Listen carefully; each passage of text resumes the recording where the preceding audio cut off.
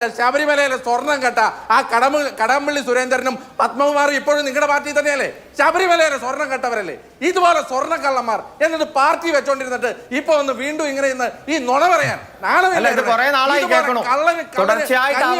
ദേവസ്വം ബോർഡിലെ പ്രസിഡന്റും ഒക്കെ ഈ പ്രശാന്ത് കള്ളന് കഞ്ഞി വെച്ചവൻ, ഈ പത്മകുമാർ കള്ളൻ, ഈ കടകംപള്ളി ഇത് അറിഞ്ഞോണ്ടല്ലേ ഇത്? അവരൊക്കെ ഇപ്പോഴും CPM തന്നെയല്ലേ? ശ്രീ അരുൺകുമാറൊക്കെ ഇവിടെ എത്ര നിരർത്ഥകമായ വാദഗതികളാണ് ഉന്നയിക്കുന്നത്. ഒന്ന്, ഈ ഉരുണ്ട് പറഞ്ഞ് മേത്ത് മുഴുവൻ ചെളിയായിട്ടാണ് ഇരിക്കുന്നത്, എന്നിട്ടും വീണ്ടും ഉരുണ്ട് പറഞ്ഞുകൊണ്ടിരിക്കുകയാണ്. കാരണം ഒരു കള്ളം മറയ്ക്കാൻ വേണ്ടി മറ്റ് 10 കള്ളങ്ങളും അതിനെ മറയ്ക്കാൻ വേണ്ടി 100 കള്ളങ്ങളും ഇവിടെ ഒരു ചാനൽ ചർച്ചയിൽ വന്ന് പറയുകയാണ്. കാരണം ഇത് കേരളത്തിലെ പ്രേക്ഷകർ, പ്രത്യേകിച്ച് വിശ്വാസികൾ കേട്ടുകൊണ്ടിരിക്കുകയല്ലേ. ഒന്നാമത് ഇവരെ സംബന്ധിച്ചിടത്തോളം ഇവർക്കൊക്കെ എന്ത് വിശ്വാസമാണുള്ളത്?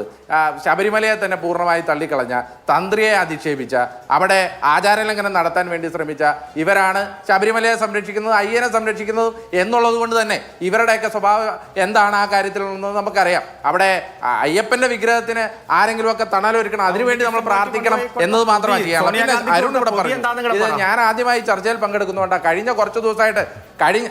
കഴിഞ്ഞ കുറച്ച് ദിവസമായി അത് പിണറായി വിജയനോട് ചോദിച്ചാൽ മതി. കാരണം അതിലും വലിയ പൊതി പിണറായി വിജയൻ മേടിച്ച് വീട്ടിൽ വെച്ചിട്ടുണ്ട്. അല്ലെങ്കിൽ പിണറായി വിജയനോടും കുടുംബത്തോടും ചോദിക്കുക, പിണറായി വിജയനോട് പറ ഈ ഉണ്ണികൃഷ്ണൻ പോറ്റിയെന്ന് തള്ളിക്കളയാൻ, ഉണ്ണികൃഷ്ണൻ പോറ്റിയെന്ന് ഒന്ന് തള്ളിപ്പറയാൻ പറ.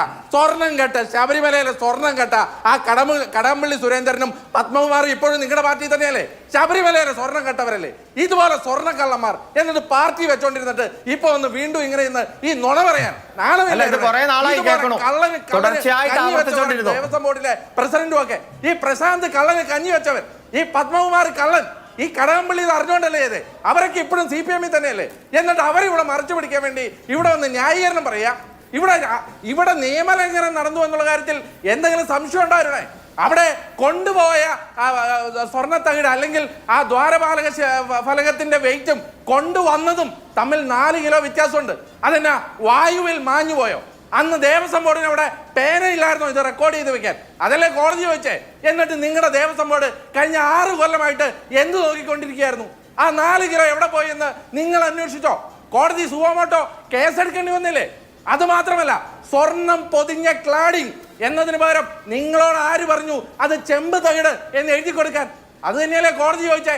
കഴിഞ്ഞ 6 കൊല്ലമായിട്ട് ഈ ദേവസ്വം ബോർഡിന് അതെന്തുകൊണ്ടാ അങ്ങനെ എഴുതി കൊടുത്തതെന്ന് അന്വേഷിക്കാൻ പറ്റിയിട്ടുണ്ടോ? എന്ന് പറഞ്ഞാൽ അവിടുത്തെ സ്വർണം കട്ടെടുക്കാൻ കൂട്ടുനിന്നത് ദേവസ്വം ബോർഡാണ്. ആ പ്രസിഡന്റും ഈ മന്ത്രിയും ഇതിന് മറുപടി പറയണം.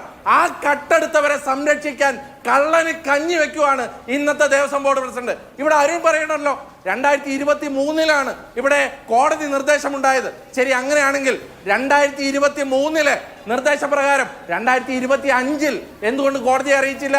2025 ഇതേ ദുരൂഹ സാഹചര്യത്തിലുള്ള ഈ ഉണ്ണികൃഷ്ണൻ പോറ്റിയെ വീണ്ടും എന്തിനാണ് നിങ്ങൾ ഏൽപ്പിക്കാൻ പോയത്? എന്തിനേൽപ്പിച്ചു? അയാൾ ഒരു ഡ്യൂബിയസ് ആണ് എന്ന് കേരളത്തിന് മുഴുവൻ അറിയാവുന്ന, ഇനി കേരളത്തിൽ അറിയില്ല എന്ന് വെക്കുക, ഈ ദേവസ്വം ബോർഡിന് അറിയാവുന്ന ഈ ഡ്യൂബിയസ് ക്യാരക്ടറിനെ വീണ്ടും എന്തിന് 2025 നിങ്ങൾ ഇതിന്റെ മെയിൻ്റനൻസിന് പറഞ്ഞയച്ചു? അവിടെയല്ലേ ഇതിന്റെ പ്രശ്നം? എന്ന് പറഞ്ഞാൽ നിങ്ങൾക്കറിയാമരുണേ, ഈ സ്വർണം, ആ ശബരിമല അയ്യന്റെ സ്വർണം കട്ടെടുത്തവരാണ് നിങ്ങൾ. ആ കട്ടെടുത്തവരെ സംരക്ഷിക്കാൻ വേണ്ടിയാണ് നിങ്ങൾ ഇന്ന് ഒരുങ്ങി നിൽക്കുന്നത്. ഇല്ലെങ്കിൽ ഒരൊറ്റ വാക്കും കൊണ്ട് തള്ളിപ്പറയണ്ടേ? ഇത്രയും വലിയ ഒരു തട്ടിപ്പ്, കാട്ടുകൊള്ള ശബരിമലയിൽ നടന്നിട്ട് ആ ശബരിമല അയ്യപ്പന്റെ സ്വർണം കട്ടെടുത്തവരെ തള്ളിപ്പറയാൻ ഇന്ന് CPM സാധിക്കാത്ത എന്താ? നിങ്ങളാണ് കട്ടെടുത്തത്. എന്നിട്ട് ആഗോള അയ്യപ്പ സംഗമം നടത്തി ഇതിന്റെ പശ്ചാത്താപം മുഴുവൻ പ്രായശ്ചിത്തമായിട്ട് അങ്ങ് തീർക്കാം എന്നൊന്നും വിചാരിച്ചാൽ ഇതൊന്നും അയ്യൻ ക്ഷമിക്കില്ല, ഇതൊന്നും കേരളത്തിലെ വിശ്വാസികളും ക്ഷമിക്കില്ല, ഇനി വിശ്വാസിയല്ലാത്ത പൊതുസമൂഹം ഇതൊന്നും ക്ഷമിക്കാൻ പോകുന്നില്ല.